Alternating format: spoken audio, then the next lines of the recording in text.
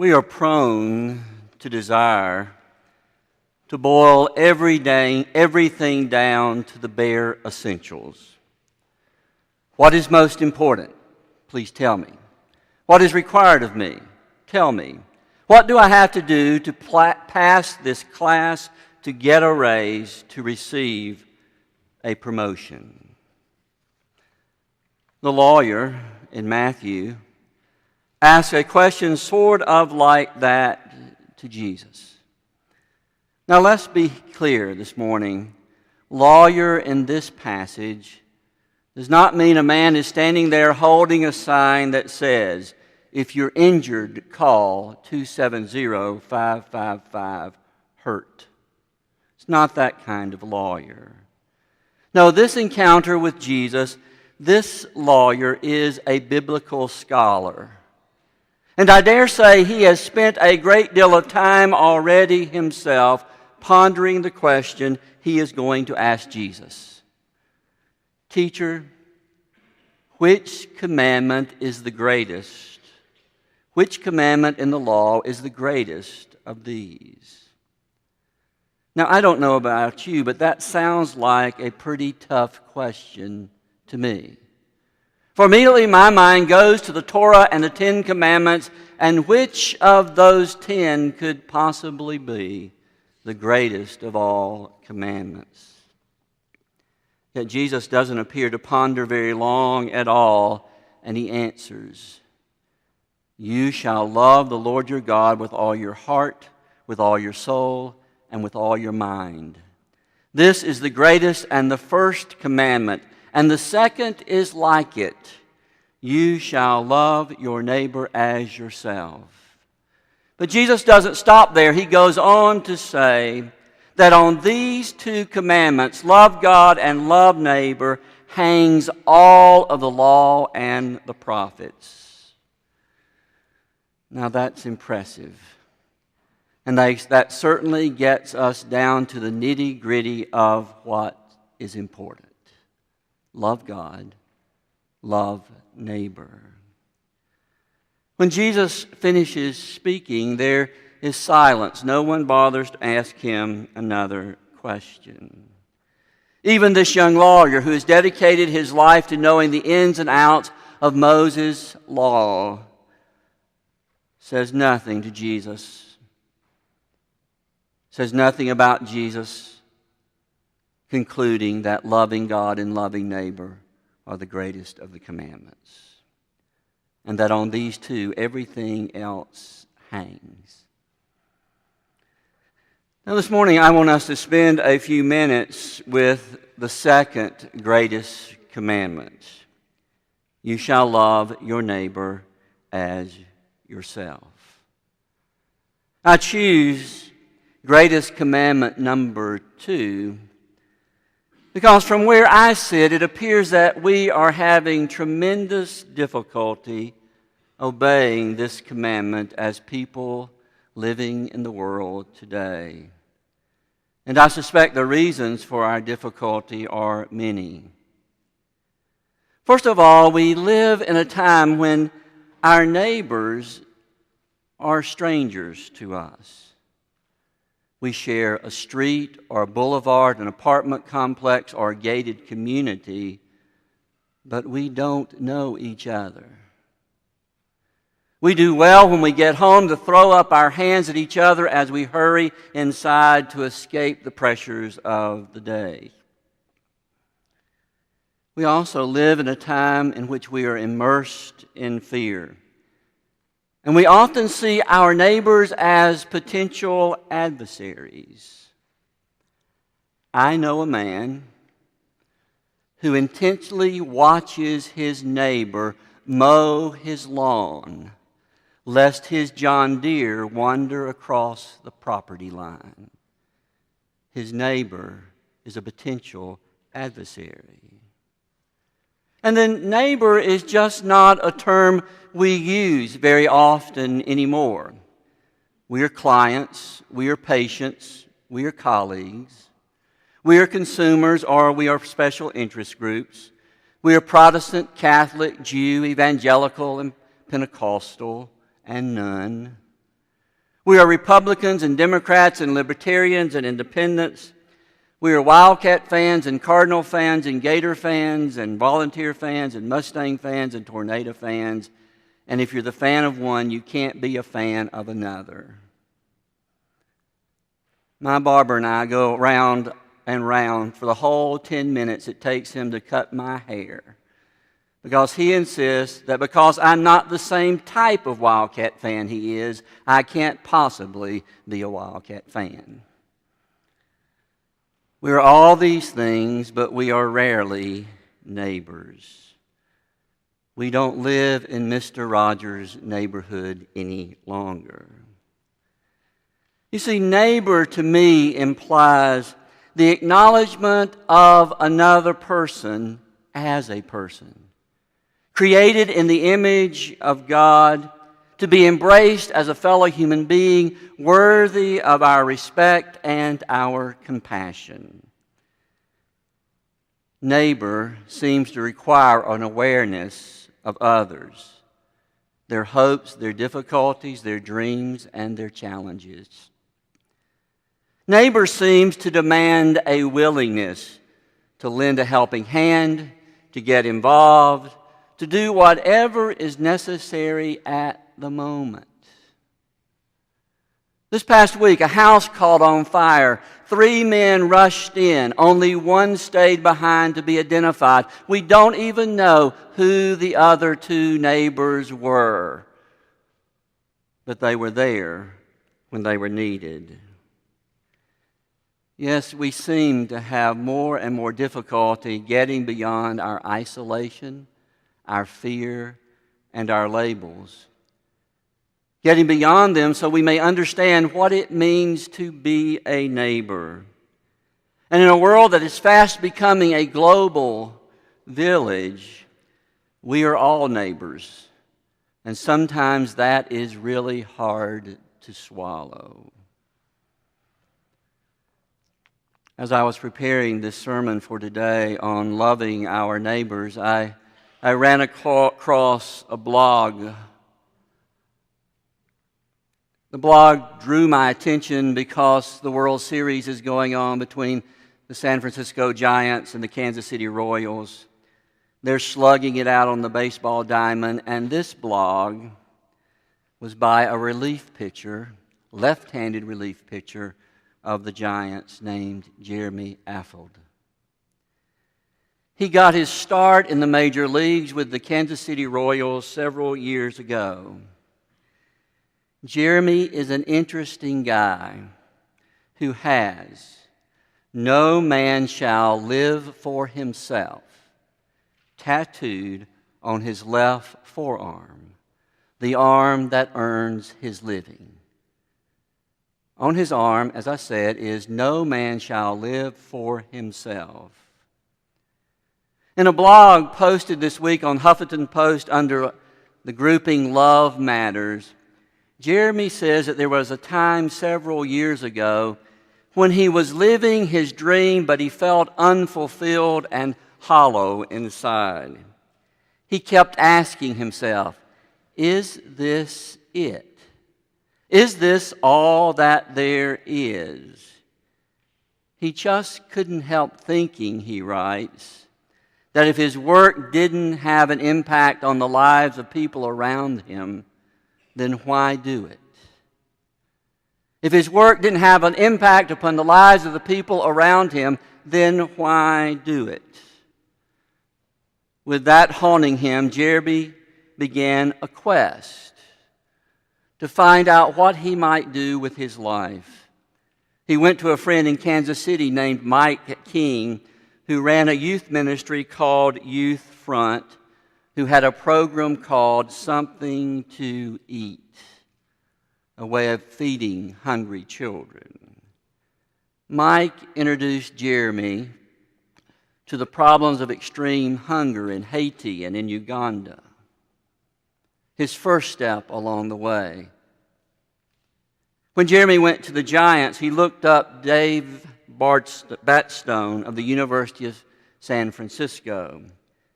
Dave is the founder of Not For Sale campaign, which works to end slavery in our world. Yes, folks, in the 21st century, in 2014, there are still men, women, and children sold into slavery on a daily basis. Dave got his hooks in Jeremy, and Jeremy pledged Dave a portion of his major league salary to build orphanages and hospitals. Finally, after taking this quest and learning a great deal, Jeremy started his own program called Generation Alive in his hometown of Spokane, Washington.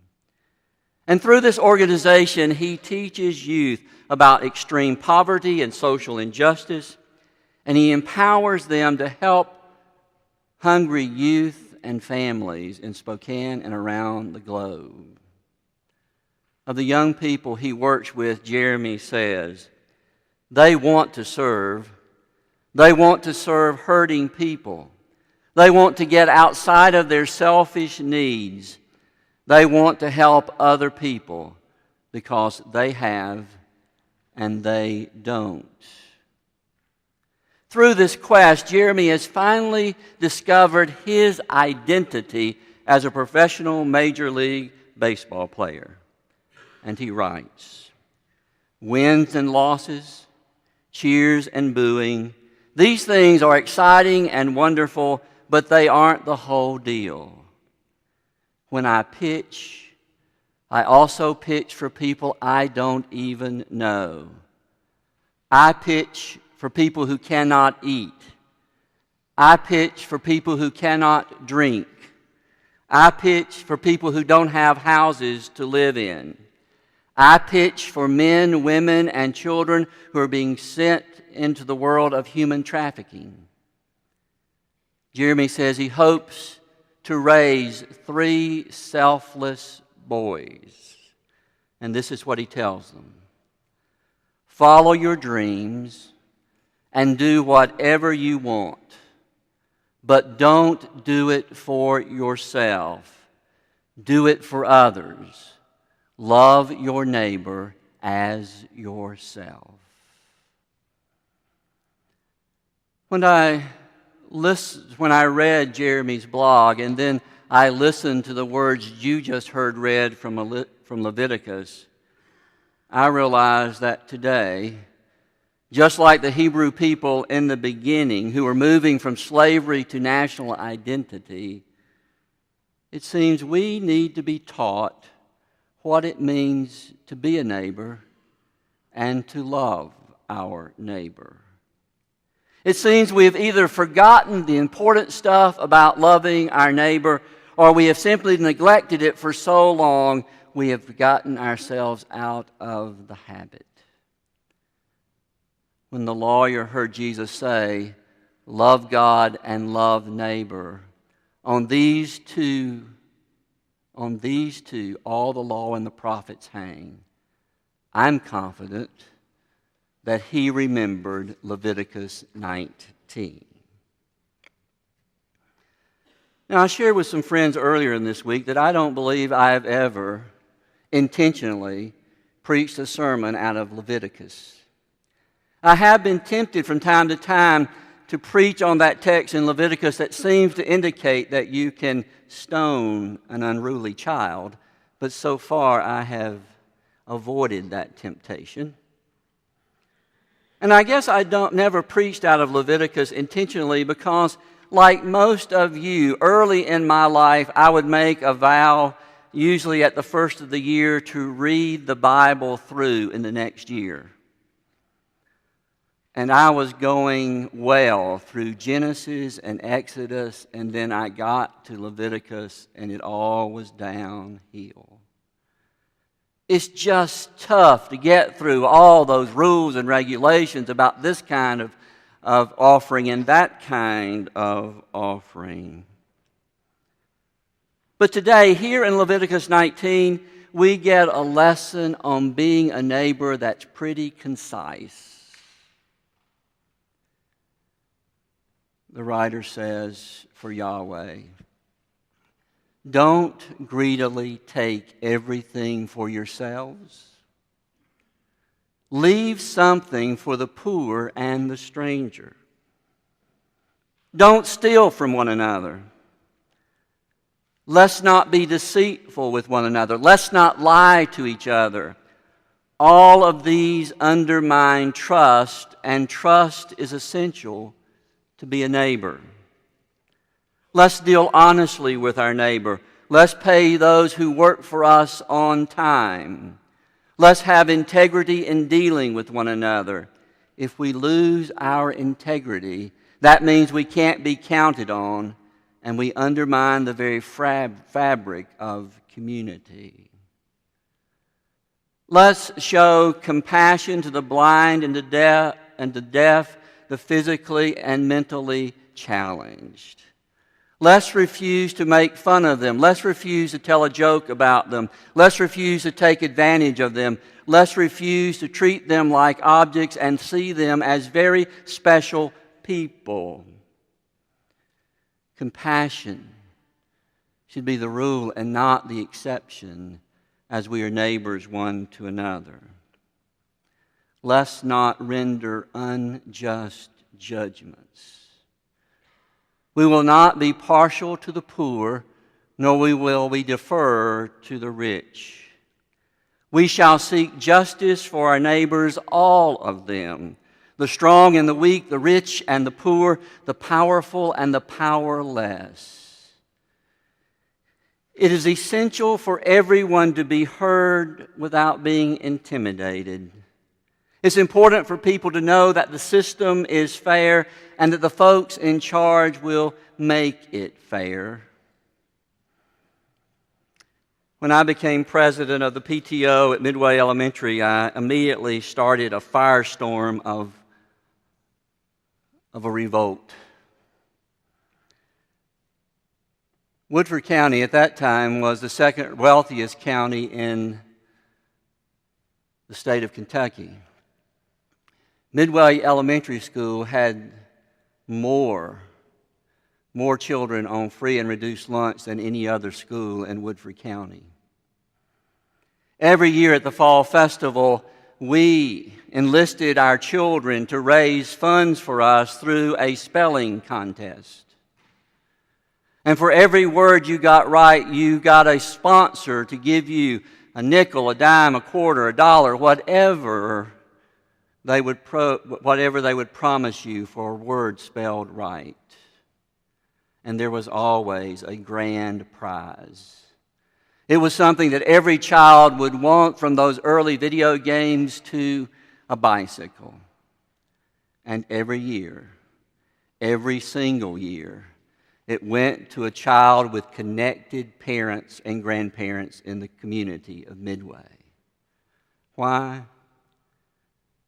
Because the folks mucking out the barns where the thoroughbreds were housed, they couldn't give a child $1 for every one of the 50 words they spelled correctly. So they didn't have a chance. And child after child's hopes were raised and then crushed that somehow they could win that game or that bicycle. But it was never going to happen. The system was not fair. It was rigged against them. And at least every child should be able to know that when adults are dealing with them, the process is fair. And so we did away with the fundraiser. And my name's still Mud. Never crossed the PTA.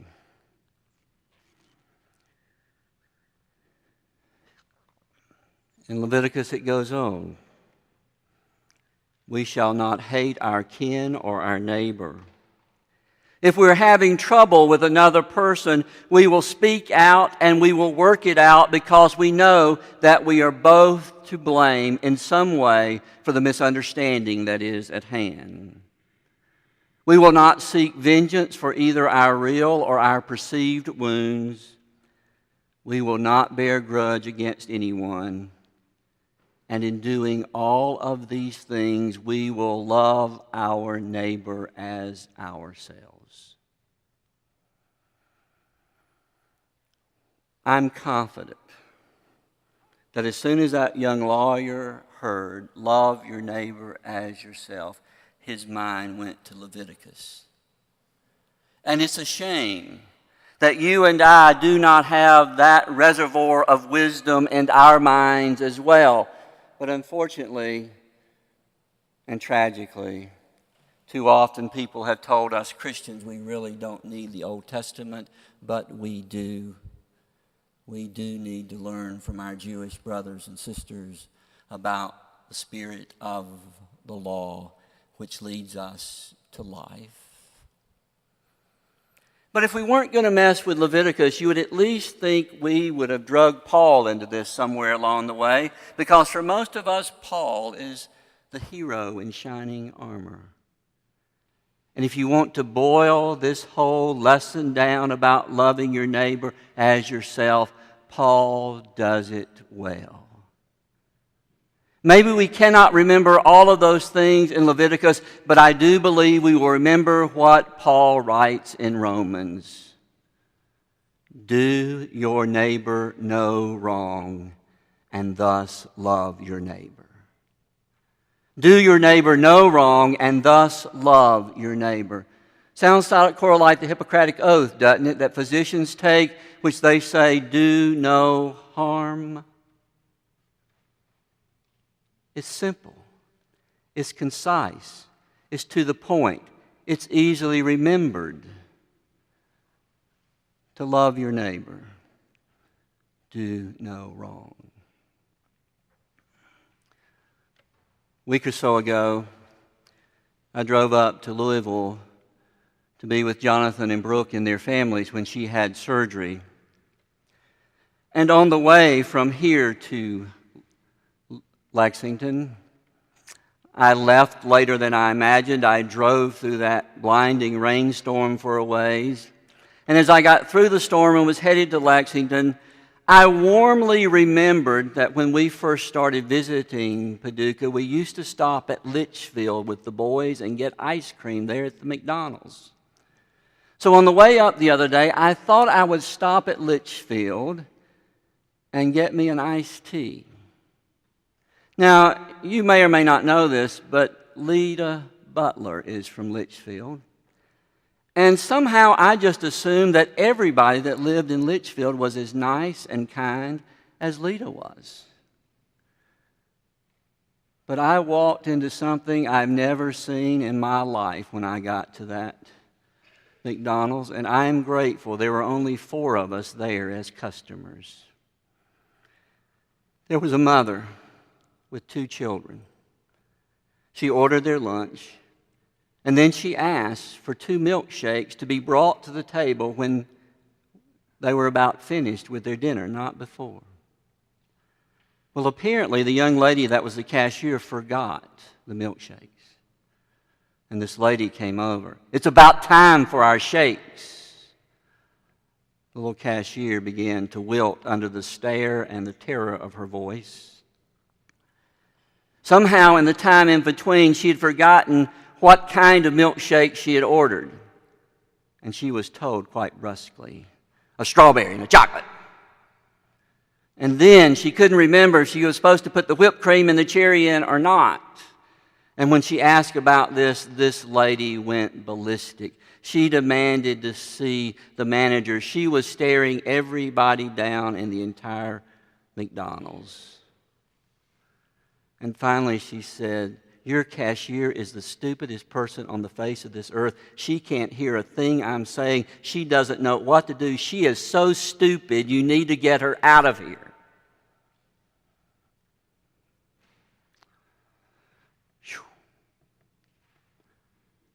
I've only witnessed one other thing that ugly in my entire life. Over a milkshake. Milkshakes in front of 2 children. And I remembered that story because even for people as simple-minded as I am, do your neighbor no wrong can be remembered. Do your neighbor no wrong.